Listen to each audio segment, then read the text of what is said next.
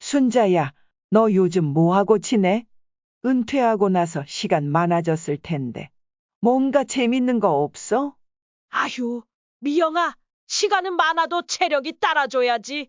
요즘 동네 도서관에서 책 읽는 재미에 푹 빠졌어. 너는 뭐 해? 나? 동네 공원에서 아침마다 걷기 시작했지. 처음엔 귀찮았는데, 이젠 꼭 구경하는 맛에 안 갈 수가 없어. 근데 순자야, 우리 노후 어디서 보낼까? 시골집 꿈꿔본 적 있어? 시골? 공기는 좋겠지만 병원이 멀면 어떡해? 난 그냥 아들 근처에서 편히 지내고 싶어. 자, 우리 노후 계획 얘기 더 해보자. 안녕하세요, 여러분. 혹시 은퇴 후 삶에 대해 깊이 고민해 보신 적 있으신가요? 60대, 70대에 이르면 어디서 어떤 방식으로 지내고 싶으신지, 어떤 삶을 그리고 계신지 한 번쯤 떠올려 보셨나요? 저는 올해 76세가 된 최민호라고 합니다. 공직 생활을 정년 퇴직하고 요즘은 가끔씩 강의를 나가고 있습니다. 오늘은 제 경험과 주변 사람들의 이야기를 길게 풀어내며 노후를 망칠 수 있는 잘못된 믿음들, 살기 좋은 집을 선택하는 기준, 그리고 행복한 노후를 위해 반드시 준비해야 할 것들을 편안하게 나눠보고 싶습니다. 오늘의 이야기를 들으며 나도 이렇게 준비해야겠구나 하는 깨달음을 얻으시길 바라요. 자, 따뜻한 차 한 잔이나 커피 한 잔 들고 편히 앉아서 이야기 시작해 볼까요? 우선 노후를 망치는 7가지 잘못된 믿음부터 차근차근 풀어볼게요. 나이 드신 분들, 이런 생각 한 번쯤 해보지 않으셨나요? 나이는 그저 숫자에 불과해. 라는 말 TV 광고나 잡지에서 귀에 못이 박히도록 들었죠? 저도 50대 때는 이 말에 푹 빠졌어요. 그래, 70세가 돼도 지금처럼 활기차게 테니스 치고 해외여행 다니고 친구들과 맛집 가서 수다 떨겠지 라고 생각했죠. 하지만 70세를 넘기면서 그게 아니라는 걸 뼈저리게 깨달았습니다. 예를 들어 70세 때는 동네 공원을 40분 만에 가볍게 걸었어요. 친구들과 웃으며 걷다가 벤치에 앉아서 간식 먹으며 세상 부러울 게 없었죠. 그런데 75세가 되니 같은 길을 걷는데 숨이 가쁘고 발목이 뻐근하더라고요. 결국엔 지팡이를 짚고 천천히 걸었어요. 정말 나이는 숫자가 아니라 몸으로 느끼는 현실이더라고요. 제 친구 강석진 얘기를 들려드릴게요. 강석진은 60대 초반까지 나는 절대 늙지 않을 거야 라며 매일 체육관에서 운동하고 자전거 타고 심지어 철인 3종 경기에도 도전했어요. 동네에서 가장 젊어 보이는 노인 소리 듣던 친구였죠. 하지만 70대 중반이 되니 무릎 관절염 때문에 자전거를 아예 못하게 됐어요. 병원 출입이 잦아지더니 결국 집에서 라디오나 들으며 시간을 보내게 됐습니다. 어느 날 저를 보자마자 민호야, 내가 젊을 때 좀 덜 무리했으면 지금 이렇게 힘들지 않았을 텐데라며 한숨을 쉬더라고요. 그 말에 마음이 아팠어요. 예전엔 동네에서 가장 멋진 노인이던 강석진이 이제는 약봉투만 잔뜩 쌓여 있더라고요. 저녁에 강석진 집에 들렀을 때 약 챙겨 먹는 걸 잊었다가 아내한테 잔소리 듣는 모습을 보며 나도 조심해야겠구나 싶었어요. 여러분은 어떠신가요? 나이 들며 몸이 예전 같지 않다고 느낀 적 있으신가요? 아침에 일어나면 온몸이 뻐근하고 예전처럼 팔팔하지 않다고 느끼시나요? 댓글로 여러분의 경험을 나눠주세요. 그래서 제가 꼭 전하고 싶은 건 한 살이라도 젊을 때 노후를 준비해야 한다는 점이에요. 60세에 아직 40년이나 남았어 라고 생각하면 큰 착각이에요. 그 40년 동안 삶의 질이 점점 낮아질 가능성이 높거든요. 이건 제 이야기만이 아니에요. 옆집에 사는 이 할머니 80세가 넘으셨는데 젊을 때 건강을 돌보지 않고 무리하게 일만 하셨다고 하셨어요. 식당에서 하루 10시간씩 서서 일하며 돈을 모았대요. 지금은 허리가 아파 집 밖으로 나오기도 힘들다고 하시며 민호야, 내가 50대에 스트레칭이라도 했으면 지금 이렇게 고생 안 했을 텐데라고 하시더라고요. 가끔 저녁에 이 할머니 집에 들르면 창밖을 멍하니 바라보며 옛 생각에 잠긴 모습이 안타까웠어요. 어느 날 할머니가 젊은 시절 사진을 보여주시며 그땐 나도 건강했었지라고 하시던 게 기억나요. 사진 속 할머니는 정말 생기 넘쳤어요. 여러분은 지금 건강을 위해 뭘 하고 계신가요? 하루 15분이라도 산책을 시작하셨나요? 작은 습관이 큰 변화를 만듭니다. 두 번째 잘못된 믿음은 인생은 60세부터 시작이야. 라는 거예요. 이 말 참 로맨틱하게 들리죠? 60세에 직장에서 은퇴하고 자유롭게 원하는 일을 하며 새 삶을 시작할 거라는 꿈. 저도 60세에 회사를 그만두며 이제 진짜 내 인생을 즐겨야지 라고 다짐했어요. 뉴욕 타임스퀘어에서 사진 찍고 일본에서 라멘 먹는 상상을 했죠. 하지만 현실은 달랐어요. 은퇴 후 갑자기 시간이 넘쳐났는데 뭘 해야 할지 막막하더라고요. 게다가 체력도 떨어지고 수입도 줄어드니 돈 쓰는 것도 조심스러웠어요. 해외여행은커녕 동네 빵집 가는 것도 망설여질 때가 있었어요. 60세부터가 새 출발이 아니라 오히려 삶의 내리막길 시작이었던 거죠. 물론 하고 싶은 일을 할 기회가 생긴다는 점은 분명히 좋아요. 제 지인 윤영수 얘기를 해볼게요. 윤영수는 60세에 은퇴하고 도예를 시작했어요. 바빠서 못했던 취미를 드디어 하게 됐다며 무척 기뻐했죠. 그의 집에 놀러 갔을 때 현관에 놓인 도자기를 보여주며 이거 내가 만든 거야 라고 하시는데 그 미소가 얼마나 행복해 보이던지. 한 번은 윤영수가 만든 찻잔을 선물해 줬는데 우리 집에서 그걸로 차 마실 때마다 기분이 좋아지더라고요. 하지만 5년쯤 지나니 눈도 침침하고 손도 덜덜거려서 도예가 힘들어졌다고 하시더라고요. 결국 윤영수도 도예 대신 동네 회관에서 이웃들과 담소 나누는 걸로 시간을 보내세요. 그래도 그는 도예했던 몇 년이 내 인생 최고였다고 하시더라고요. 여러분은 60세 이후에 뭘 하고 싶으신가요? 그 꿈을 위해 지금 어떤 준비를 하고 계신가요? 댓글로 여러분의 꿈을 나눠주세요. 세 번째 잘못된 믿음은 죽을 때까지 일해야 해. 라는 거예요. 요즘 100세 시대라며 책이나 방송에서 90세, 100세까지 일해야 한다. 고 하죠. 90세에도 왕성히 일하는 분들 이야기가 나오지만 솔직히 그런 경우는 드물어요. 제 친구 박영철 얘기를 해볼게요. 영철이는 70세까지 동네에서 작은 서점을 운영했어요. 나는 평생 일할 거야. 라며 손님들과 책 얘기 나누는 걸 즐겼죠. 서점에 가면 영철이가 아이들에게 동화책 읽어주고 어르신들과 신문 얘기 나누는 모습이 참 따뜻했어요. 하지만 75세가 되니 손님 응대가 너무 힘들다고 가게를 정리하더라고요. 지금은 동네 회관에서 친구들과 바둑두며 지내는데 민호야, 이게 더 행복해. 라고 하시더라고요. 한 번은 회관에 들렀을 때 영철이가 바둑두며 환하게 웃으시던 모습이 기억나요. 저는 노후에 일에 너무 얽매이기보단 80세 정도까지 취미나 가벼운 활동으로 즐기는 게 좋다고 봐요. 여러분은 노후의 일과 여가를 어떻게 조화시키고 싶으신가요? 일을 계속하고 싶으신가요? 아니면 여유롭게 보내고 싶으신가요? 네 번째는 100세 시대니까 40년 더 살 수 있어. 라는 착각이에요. 건강히 오래 사는 건 모두의 소망이죠. 하지만 현실은 좀 달라요. 병원이나 요양시설 가보면 아픈 분들이 많아요. 저도 70대 초반까지는 큰 병 없이 지냈는데 요즘 당뇨약을 먹기 시작했어요. 하루 3번 약 챙겨 먹는 게 귀찮지만 안 먹으면 큰일 나겠지 하며 억지로 먹죠. 제 이웃 김 할아버지는 80세 넘으셨는데 젊을 때 건강을 안 챙기셨다고 하셨어요. 농장에서 평생 무거운 짐 나르며 몸을 혹사했대요. 지금은 고혈압 때문에 매일 약 먹으며 병원 다니시는데 내가 젊을 때 조깅이라도 했으면이라고 후회하시더라고요. 어느 날 김 할아버지 집에 들렀을 때 병원에서 받은 약봉투를 보여주시며 민호야, 건강은 젊을 때 지켜야 해라고 하시던 게 떠오릅니다. 한 번은 할아버지가 젊은 시절 농장에서 일하던 사진을 보여주셨는데 그땐 정말 힘이 넘쳤어요.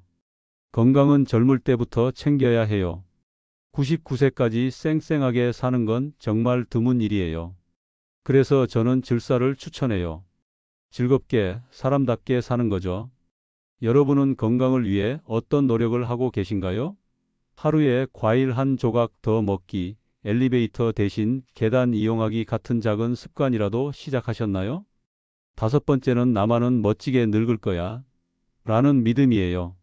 솔직히 나이 들면 다 비슷해집니다. 멋진 노후를 꿈꾸는 건 좋지만 꾸준한 관리가 없으면 어렵죠. 제 동창 이재훈 얘기를 해볼게요. 재훈이는 젊을 때부터 스타일 좋게 입고 헬스클럽에서 운동 열심히 했어요. 60대까지 동네에서 멋쟁이 할아버지 소리 듣던 친구였죠. 테니스 코트에서 폼 나게 서브 넣고 모임에서도 늘 주목받았어요. 한 번은 동창 모임에서 재훈이가 세련된 재킷 입고 와서 다들 재훈아, 너 모델 같아. 라고 했던 게 기억나요? 하지만 70대가 되니 간 문제로 병원 다니기 바빠지면서 그 멋진 모습이 빛발했어요. 지금은 집에서 뉴스나 보며 지내요. 재훈이를 만났을 때 민호야, 내가 너무 자신만만했어 라며 한숨 쉬던 모습이 떠오릅니다. 나만 예외일 거라는 믿음은 버리고 꾸준히 관리해야 해요. 여섯 번째는 어떻게든 되겠지. 라는 막연한 낙관이에요. 정부가 해결해 줄 거라거나 뭔가 방법이 생길 거라고 생각하면 곤란해요. 제 이웃 박할머니는 젊을 때 저축을 거의 안 하셨어요. 연금 나오겠지 했는데 국민연금만으론 생활이 넉넉지 않다고 하소연하시더라고요. 어느 날 박할머니 집에 갔을 때 수도 요금 고지서 보며 한숨 쉬시던 모습이 기억나요.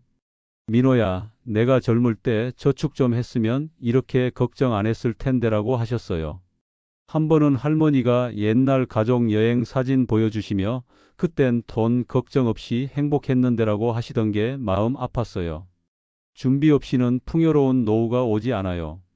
여러분은 노후 자금을 어떻게 준비하고 계신가요? 적금이라도 하나 들어 놓으셨나요? 작은 돈이라도 모으기 시작하셨나요? 마지막 일곱 번째는 나만은 괜찮을 거야. 라는 생각이에요. 건강, 일, 인간관계 모두 점점 어려워져요. 저도 70세까지는 나는 멀쩡해. 라고 생각했어요. 하지만 지금은 허리도 아프고 친구들이 하나둘 세상을 떠나면서 외로움이 커지더라고요. 예전에 같이 공원 산책하던 동창들, 지금은 절반 이상이 병원에 다니거나 세상 떠났어요. 한 번은 동창 모임에서 빈자리가 많아 마음이 허전했어요. 예외는 없어요. 그러니 지금부터 철저히 준비해야 해요. 이제 노후에 살기 좋은 집을 고르는 5가지 기준을 말씀드릴게요. 집은 노후 생활의 핵심이에요. 첫 번째는 마음의 안정감이에요. 가족이나 친구가 가까이 있으면 든든하죠. 저는 딸 부부가 근처에 살아서 아플 때 밥을 챙겨줘요. 한 번은 제가 감기로 알아누웠을 때 딸이 된장국을 끓여줬는데 그 따뜻함이 아직도 기억나요. 두 번째는 병원이나 편의시설과의 거리예요. 우리 동네는 병원이 걸어서 15분 거리에 있어서 참 편리해요. 세 번째는 자녀와의 접근성이에요. 너무 멀면 급할 때 도움받기 어렵죠. 제 친구 태영이는 자녀가 외국에 살아서 아플 때 혼자 약국 다니느라 힘들다고 하더라고요. 어느 날 태영이가 전화로 민호야, 딸이 멀리 있어서 허전해라고 하시던 목소리가 생생해요. 네 번째는 생활 인프라예요. 시장, 도서관 같은 게 가까우면 삶이 풍요로워요. 저는 동네 문화센터에서 강연 듣는 재미에 푹 빠졌어요. 한 번은 센터에서 만난 어르신과 책 얘기 나누다 절친이 됐어요. 마지막은 적절한 주거 비용이에요. 소득이 줄어드는데 집세가 비싸면 부담이죠. 저는 전세로 살며 관리비만 내는데 그게 딱 맞더라고요. 여러분은 지금 사는 집이 이런 조건을 충족하나요? 댓글로 여러분의 집 이야기를 들려주세요. 그런데 많은 분이 노후에 시골집을 꿈꾸시죠. 저도 한때 시골에서 사는 상상을 했어요. 푸른 논밭, 맑은 공기, 정말 낭만적이죠. 제 친구 오준혁이 시골집에 살다가 결국 도시로 돌아온 이야기를 해볼게요. 준혁이는 60대 초반에 서울 아파트를 팔고 충북에 단독주택을 샀어요. 텃밭 가꾸고 마을 어르신들과 어울리며 행복해했죠. 저도 놀러 갔을 때 준혁이네 마당에서 삼겹살 구워 먹으며 여기가 낙원이야 했던 기억이 나요. 준혁이가 키운 가지로 만든 반찬이 꿀맛이었어요. 하지만 5년쯤 지나니 문제가 생겼어요. 병원이 멀어서 아플 때마다 차로 50분을 가야 했대요. 한 번은 준혁이 아내가 심하게 아파 구급차를 불렀는데 도착할 때까지 마음 졸였다고 하더라고요. 게다가 자녀들이 서울에 있어 명절에만 만났다고 해요. 결국 외로움과 불편함 때문에 집을 팔고 도시로 돌아왔어요. 준혁이가 그러더라고요. 민호야, 시골집은 꿈 같았지만 현실은 힘들었어라고요. 시골집은 건강에도 좋고 환경도 쾌적하지만 편의시설과 가족과의 거리를 잘 생각해야 해요. 요양원도 요즘 관심 많죠. 병원, 식사, 여가 프로그램이 다 갖춰져 있어 좋아 보이잖아요. 제 지인 중 요양원에 입주했던 분이 계세요. 70대 초반에 요양원에 들어갔는데 처음엔 친구도 많고 밥도 제공돼서 만족했대요. 저도 초대받아 요양원에 놀러 갔을 때 식당에서 맛있는 밥 먹고 노래 동아리 공연도 보고 여기가 노후 천국이네 했어요. 그분이 동아리에서 만든 손뜨개 작품 보여주시는데 정말 정성스러웠어요. 하지만 1년쯤 지나니 답답해 하셨어요. 노인들만 있는 환경이 고립된 느낌이고 젊은이나 아이들을 볼 기회가 없어 지쳤다고 하셨어요. 팝도 처음엔 맛있었는데 매일 비슷한 메뉴라 질렸대요. 한 번은 식당에서 연속 이틀 된장국 나왔다고 투덜대시더라고요. 결국 손해보고 아파트로 돌아오셨어요. 그분이 그러시더라고요. 민호야, 요양원은 천국 같았는데 살다 보니 답답했어라고요. 요양원은 장점도 많지만 단점도 꼭 따져보셔야 해요. 그럼 노후엔 어디서 살아야 할까요? 저는 개인적으로 청주 같은 중소도시를 좋아해요. 종합병원이 있고 버스 타면 금방 병원에 갈 수 있어요. 공원이 있어서 산책하기도 좋죠. 하지만 어떤 분은 청주는 겨울이 너무 춥다 고 하시더라고요. 제 블로그에 청주 겨울은 뼈 시리다 라고 댓글 단 분도 계셨어요. 결국 자기 연고지와 조건에 맞는 곳을 골라야 해요. 절대 외진 곳, 혼자 고립된 곳은 피하세요. 우울증에 걸릴 수 있어요. 제 이웃에 홀로 외딴 집에 사시던 분이 매일 혼자 라디오만 듣다가 우울증 때문에 도시로 이사 오셨어요. 이사 후에 사람들 목소리 듣는 게 이렇게 행복할 수가 라고 하시던 게 기억나요. 여러분은 노후에 어디서 살고 싶으신가요? 연고지에서 계속 살고 싶으신가요? 아니면 새로운 곳에서 새 출발하고 싶으신가요?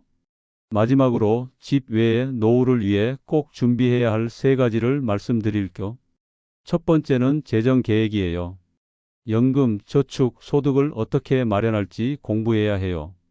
저는 50대에 재무 설계를 시작했는데 그때 더 열심히 했으면 지금 더 넉넉했을 거예요. 제 친구 송병수는 젊을 때부터 펀드에 꾸준히 투자했는데 지금 그 돈으로 매달 국내 여행 다니며 즐기세요. 병수가 지난달 경주 다녀와서 보여준 불국사 사진, 그 행복한 표정이 정말 부러웠어요. 두 번째는 건강 관리예요. 저는 매일 아침 동네 호수공원에서 20분 걷는데 그게 큰 도움이 되더라고요. 처음엔 귀찮았지만 이제 안 걸으면 허전해요. 세 번째는 취미예요. 저는 요즘 그림 그리기에 푹 빠졌어요. 동네 나무 스케치해서 아내한테 보여주면 당신 화가 같아 라며 좋아하시더라고요. 어느 날 아내가 제 그림으로 엽서를 만들어 이웃들에게 나눠줬는데 그게 얼마나 기뻤는지 몰라요. 여러분은 노후에 어떤 취미를 즐기고 싶으신가요? 지금부터 작은 취미라도 시작하셨나요? 노후는 준비가 전부입니다. 잘못된 믿음에서 벗어나 집, 재정, 건강, 취미를 미리 준비하면 행복한 노후가 될 거예요. 여러분, 오늘 제 이야기 어떠셨나요? 공감 가는 부분 있으셨나요? 댓글로 여러분의 노후 계획이나 궁금한 점, 재미난 경험담도 나누어 주세요. 같이 이야기하며 더 나은 노후를 꿈꿔봅시다. 다음에 또 만나요. 오늘도 건강하고 행복한 하루 보내십시오.